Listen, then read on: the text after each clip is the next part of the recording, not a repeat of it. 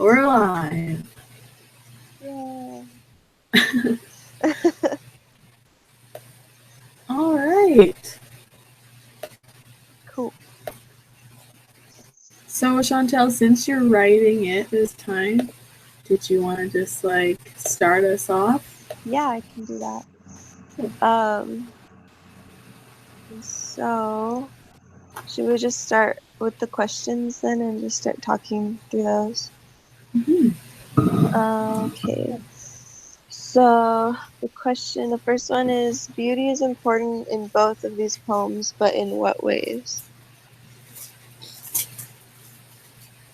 So let's talk about the Lady of, what was it called? Lady of Shalott? Shallot? Yeah, Shallot, something like that. Let's talk about that one first. How is beauty important in that poem? Well, sorry, I'll let someone else go first this time. I feel like I was like, I really had this idea. So yeah, what do you think, you? I thought it was very interesting how I found that both of the poems were kind of similar in the way that the woman was kind of looking at the man, like viewing the man from an outside perspective, but also the other poem says the man beholds the woman.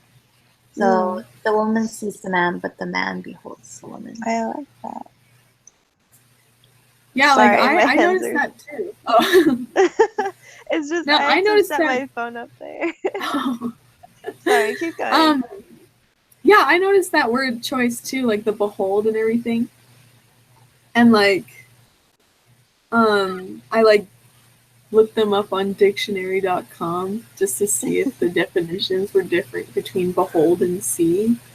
There wasn't that much of a difference. Like they both said that to look at, but then behold had the definition that is to observe.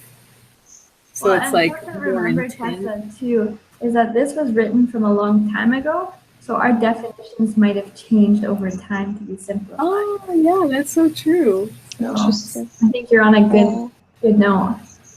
Yeah, like that's a good point. So I'm guessing that like behold has like a heavier meaning than see does, probably. Huh. That's interesting.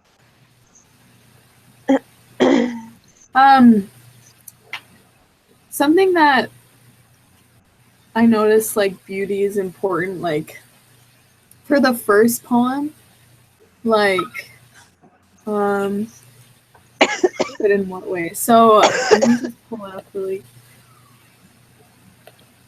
Something I noticed was like even our teacher, when she was describing it in that little blurb, she's talking about like beauty, like okay, I'm trying to find the way that I thought about it, but like her beauty was more important than her like leaving the tower kind of at first. Okay, I feel like I'm going to answer a question before we even get there. So that's okay. Like our teacher, she said she wasn't like allowed looking at others, but more something to be looked at. And so sorry. It's okay. And so I was kind of thinking like throughout the poem, like she's in the tower and she's weaving like this tapestry, and like which is like a very feminine like, task. Like instead of like sharpening knives or something, like you can think of this beautiful lady like being very delicate and doing this needlework. But then even when she finally leaves the tower, like when she accepts her death gracefully, like because she's a lady, you know, like beautiful, instead of like fighting for her life, you know what I mean? And so she even like died looking good. You know what Yeah, I mean? yeah, Like, because he comments on it. He's like, "Oh, she has a fair face after she's yeah, like, I dead." think like both these Yeah. poems definitely genderized beauty. Mhm. They Yeah. definitely took beauty as a feminine only Yeah, trait. It was completely towards that one side. There was no half and half. yeah, Yeah. I agree. Completely.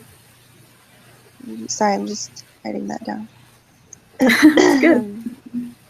I was gonna say something else that I noticed in that poem was that like it seemed like her beauty was her worth, sort of like, I don't know, because all these, like, everyone around knew about her because she was like fair and like she was beautiful after she's died and whatever. But I thought that was interesting. That, I mean, I still feel like it's like that. A lot of times people equate beauty with worth, and that's not always how it's Yeah, in totally. reality, but if through like art and like media and things like that, it's true. I Yeah, agree. seriously. When she dies, like everyone, like all the town members, they feared looking at her, but only Lancelot was the only one that Yeah, that's looked at right. her dead face. Because it says, and they crossed themselves for fear. So I'm guessing that everyone in the town couldn't look at her straight in the eye, but Lancelot was willing to see her. And the first thing he says is she has a lovely face. So that kind of equivalates her worth is her beauty. So I agree with what you're saying. Yeah, holy. Yeah, I like that. Cool. Um, okay. So who's allowed to look at beautiful things? Or wait, sorry, before we move on, should we talk Yeah. about the other poem too? Oh yeah. Sorry. Well, and I think we need a quote for each of them too. So Yeah. maybe we could identify one now. Yeah. For the, I was gonna talk about where we talked about beholds versus sees in the Oh, first, yeah. in the Oh, yeah, second that's poem. right. That's the first line. That's right. So we could quote that one for that. Because for this we need one. What was it? One quote per poem per question. So 2 quotes per Oh, okay, then yeah. question. Well, then yeah, let's move on then. Awesome.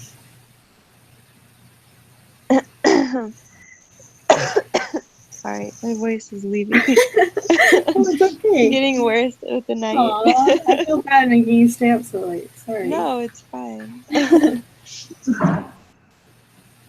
Okay.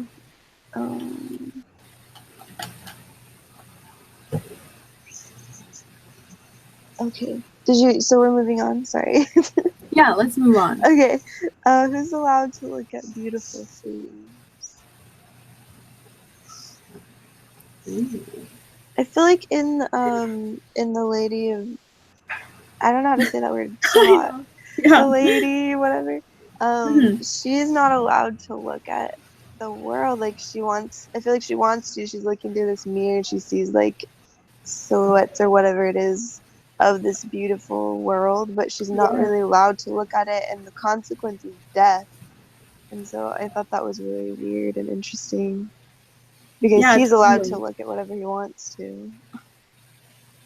Seriously, I like that a lot, actually. Like, I'm trying to find it in the poem, like the quote that goes along with what you said. Like, she weaves by day and night. She heard a whisper like a curse is on her. Um,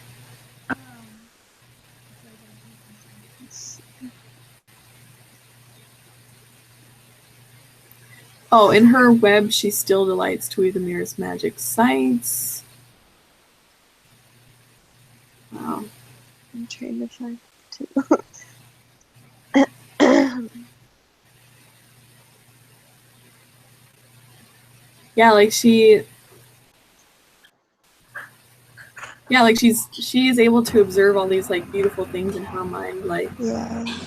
she's like, even it talks about, where was it, like even a funeral, but like it was still beautiful because like with lights and everything. Yeah. But like how we were saying earlier, that she like can't be looked, or what did you say? What? That she can't be looked upon. Is that what you said? How did you say it? I said it. Yeah. I don't remember. You're like saying that. What was even my question? Is about like who is allowed to look at beautiful things? Like she can look at beautiful things, but she can't be looked at. Or Like no, but she kind of. Well, she's not really. I don't know. I thought she wasn't really allowed to look. Yeah, she has the mirror. Yeah. Right. Yeah. Okay. So she can't look directly at beautiful things. Yeah. More like. Right. Okay. Another thing that I thought was kind of interesting with the Lady Shallot story is that at the end, when she dies, another interpretation of that could be asleep instead of death, like she sleeps. And I think sleep can be kind of interpreted as like being passive, because like if you look at like Snow White or like Disney stories like Sleeping Beauty, they're sleeping, and that's kind of like they're seen as their most beautiful when they're sleeping because they're passive. Men can kind of see them how they choose to. Wow. Wait, I'm gonna write that down. Awesome. Passive. And that kind of leads to like gender roles where the man has a more active role. Like if the female is passive, then the man is always the one coming to save the day. Yes. Totally. Interesting. I like that.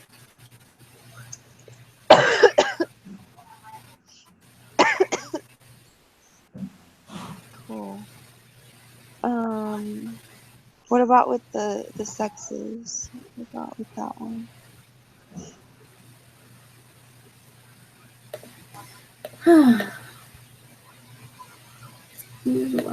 So,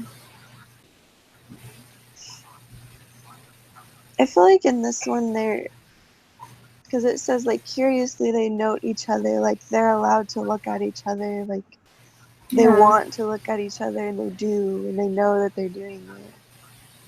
Yeah. Maybe this one's different in that they're both doing it. Equal, kind of. Yeah. It kind of goes along with like those links that she showed us, like some backgrounds of the Victorian period, how like a lot of the women were getting more kind of equal, and where like they were working as well, not just housework and everything. And so it's kind of like matching up to that kind of time, like So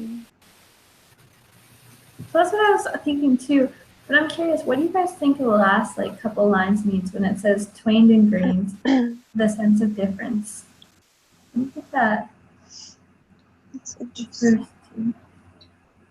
sense of difference, like the soul serpent steel. So I guess it's kind of like the different. So if we're going on the aspect of them being like equal, their differences are so subtle, like they're not even like a serpent could like come steal, like so easily, like you wouldn't even notice because they're just so barely even different. Like even in the line before that, it says in the inmost heart reveals. So maybe it's going.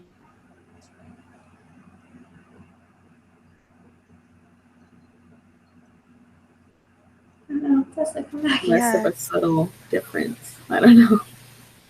Yeah, no, that makes sense. I like that.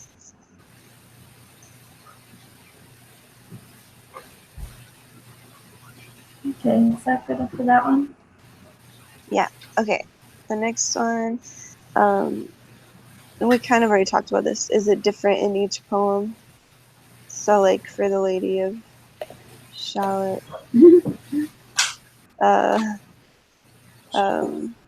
it's more of like like we talked about, like the gender roles are different, whereas in the sexes it's more equal. I think that's the biggest difference that we talked about already. But anything else that you guys notice?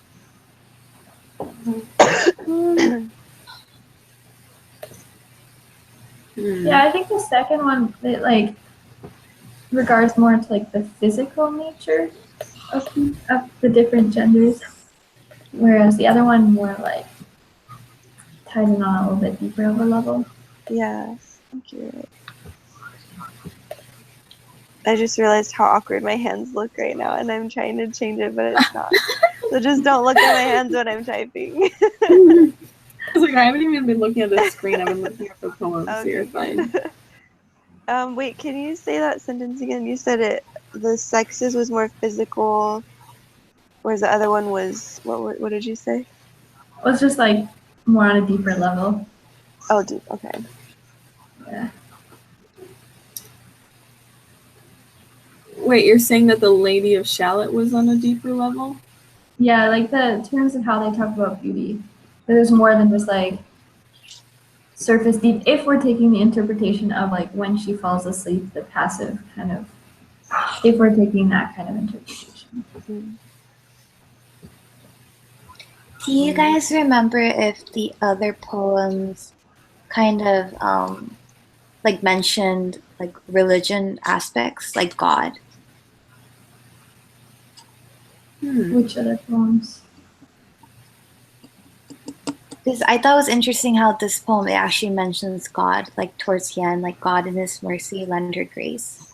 And even in like the second poem, like they mention like serpent, and I feel like that kind of relates to maybe like Satan and just like Adam and Eve. Yeah, it could, definitely. That's true, it could definitely. Good idea.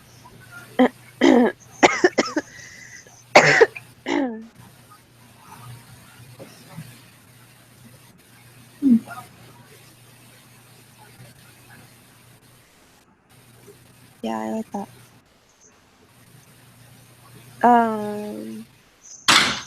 Cool.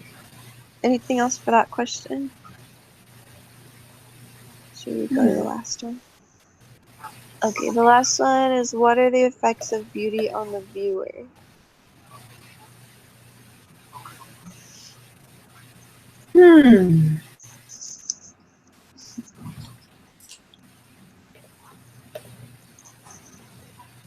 Well, I guess in the first one, because she only saw beauty through a mirror, it like inspired longing for the real thing. Okay. So I think beauty in general inspires longing in people. Like they always want what's beautiful. Yeah. Like for me personally, like reading the poem and like thinking about the beauty aspect of it, I kind of like think that it's not important because she lived her life like just looking at beautiful things and like trying to be beautiful instead of being able to experience the things, like instead of looking it up, like looking at it, like actually experiencing it. That's what I just kind of think. I was just like, oh, like go say hi to them, you know, like Yeah. but like but then she like died and she was like all by herself, you know, and it's just because like just that beauty aspect of like the gender roles of being like, well, she's a lady, like she can't do that, you know what I mean? Yeah. So it's just kind of like, So like beauty is very temporary and not long lasting like other virtuous aspects. Yeah, I like that. Not long lasting. Perfect.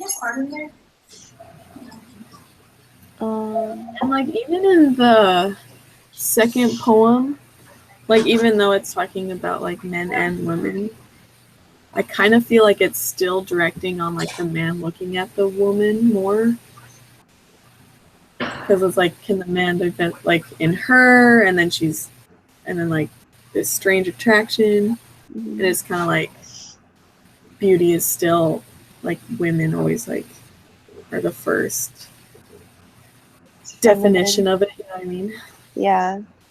I misspelled feminine and it changed it to feline. You know, the feline. That's funny. Oh my gosh. Okay. Yeah. Yeah, no, I think I agree a lot with that. It's always like when you think of beauty, you don't think of men. Like you think of a woman or like an object. I never think of a man as beautiful. Yeah. Like there are.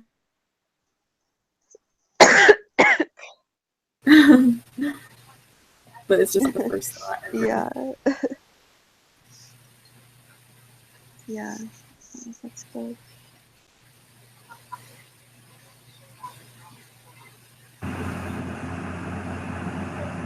Cool. Any other thoughts? Oh, right at the bottom it's saying how the poems compare to the poems of the Romantics. Where does it say that? So the Romantics is like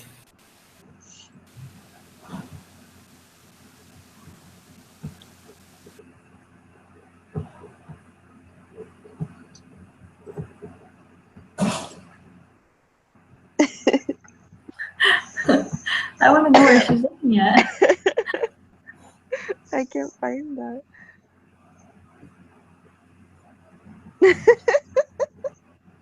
Yeah, come I back don't know this what's happening. Oh, she froze. This happened last time. Do you remember, Yo? Yeah, I do. Oh man. It's just like towards the end of her Skype call. Good. Oh no. Do you guys remember what poetry was in Romantic period? Was that Burke and Kant? No, they were before that. Okay. Who was? We had, what was his name? We had Lord Boyle or something like that? No.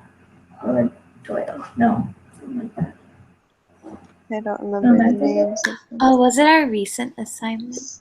Was that on the Romantic area? I don't remember. I think it was like the individual one. Those were, I think those were Romantic. Maybe it was What Does Beauty Do for Us? Oh no. Oh yeah, was that it? Let's That was a different era. Yeah.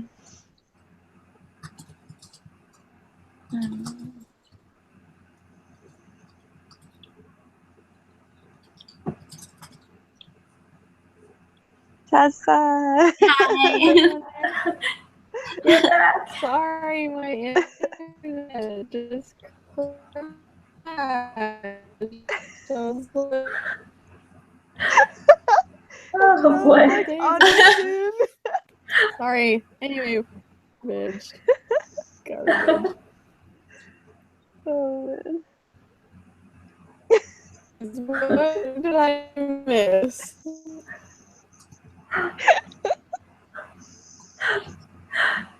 Well, does anybody have any other comments to make? Gosh. I think we got everything that we needed. Okay. Wait, did you guys talk about hair to the Romantic poems? Oh. I don't, where did you read that? I don't. So she has that bolded thing. If you keep going, it says, when you were done, blah, blah, blah. Yeah. Oh, my phone's covering that, I see. Oh. Okay. I was like, what the heck? So, like, is the Romantic poems the ones that we had to do for the Monday assignment? I thought so. So,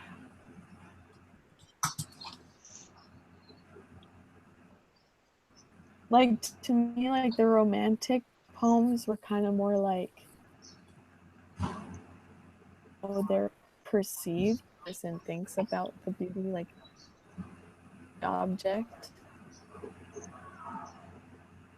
I think maybe it might be. About the object, you know what I mean? Yeah. Well, I think it might be going back to Burke and Kant, like you were saying, Yo Young, because our first assignment was Introduction to the Romantic Era, Uh-huh. and it introduced Burke and Kant, so I might be going back to that.